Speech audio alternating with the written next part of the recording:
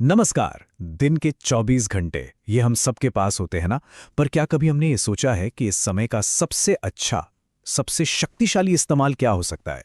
आज हम पंडित श्री राम शर्मा आचार्य जी के मूल साहित्य से उसी गहरे रहस्य को समझने की कोशिश करेंगे जिसमें न सिर्फ हमारी अपनी जिंदगी बल्कि पूरे समाज को बदलने की ताकत है। तो चलिए इस सफर की शुरुआत एक सवाल से, एक पहेली से करते हैं। जरा सोचिए, वो कौन सा खजाना है जो हम सबको बराबर मिला है?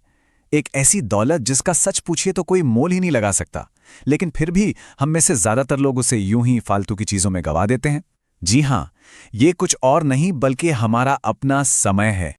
तो अब बात करते हैं समय के उस भूले बिसरे खजाने की। असल में इसकी कीमत क्या है?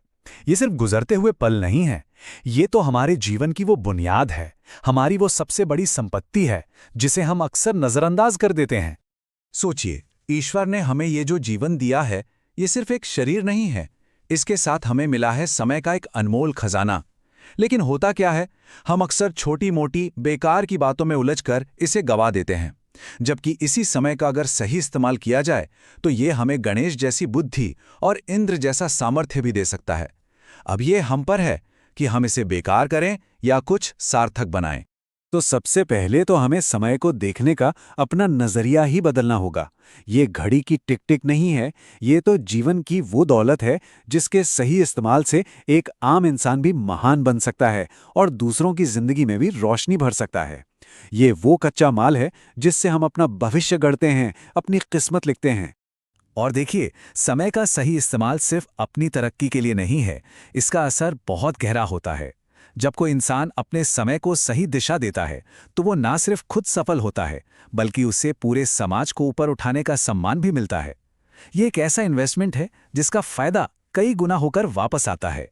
अच्छा, तो अब तक हमने समय के मैनेजमेंट की बात की, लेकिन अब हम इससे एक कदम और आगे बढ़ेंगे और समझेंगे समय दान के क्रांतिकारी विचार को। ये सिर्फ समय का सही इस्तेमाल नहीं बल्कि समय का दान है, और ये हमारे इस खास दौर की, इस युग संधि की सबसे बड़ी और सबसे जरूरी सेवा है। देखिए, हम इतिहास के एक बहुत ही असाधारण मोड़ पर खड़े हैं। युग संधि का मतलब है दो युगों का मिलन। एक ऐसा नाजुक दौर जहां पुरानी व्यवस्थाएं और सोच टूट रही हैं और नई का निर्माण होना है। हमारे आज के काम ही ये तय करेंगे कि इंसानियत का भविष्य कैसा होगा, कि हम तबाही की तरफ जाएंगे या एक नए शानदार युग की सुबह देखेंगे। ये वक्त सिर्फ सोचने का नहीं, कुछ कर दिखाने का है। अक्सर सुनने में आता है, अरे भाई टाइम ही नहीं है, पर जरा हिसाब लगाकर देखें तो गणित बहुत सीधा है। 8 घंटे काम, 7 घंटे नींद और 5 घंटे दूसरे निजी कामों के लिए निकाल भी दें तो भी हम सबके पास हर रोज कम से कम 4 घंटे बचते हैं। यही वो समय है जिसे किसी महान काम के लिए, इंसानियत की सेवा के लिए लगाया जा सकता है। जी हां, बस 4 घंटे हर रोज, हर एक के पास। ये कोई नामुमकिन बात नहीं है, है ना? यही वो समय है जिसे समयदान के जरिए एक बड़े लक्ष्य को दिया जा सकता है, और यही सोच इस पूरे कॉन्सेप्ट को बिल्कुल प्रैक्टिकल और करने लायक बनाती है। तो सवाल उठता है कि इन बचे हुए घंटों का करें क्या? साहित्य कहता है कि आज के समय का सबसे बड़ा पुण्य है जनमानस का परिष्कार, यानी लोगों की सोच को साफ करना, उसे बेहतर बनाना। समाज में जितनी भी समस्याएं हैं ना, चाहे वो भ्रष्टाचार हो, हिंसा हो या प्रदूषण, सबकी जड़ एक ही है, लोगों की गलत सोच।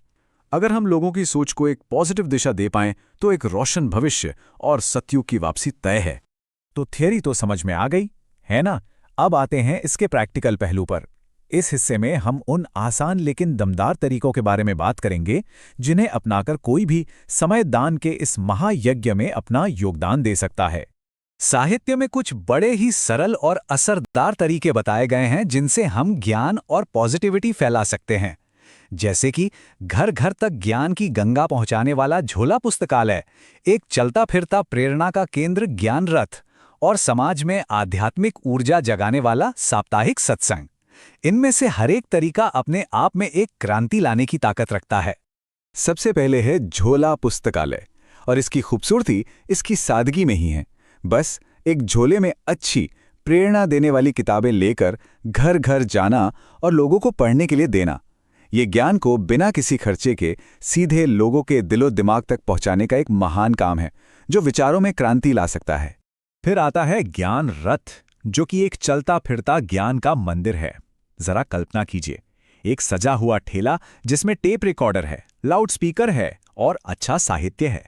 जब ये रथ किसी बाजार या गली से गुजरता है तो अपने प्रेरणादायक गीतों और विचारों से आते जाते लोगों में भी एक नई चेतना जगा देता है।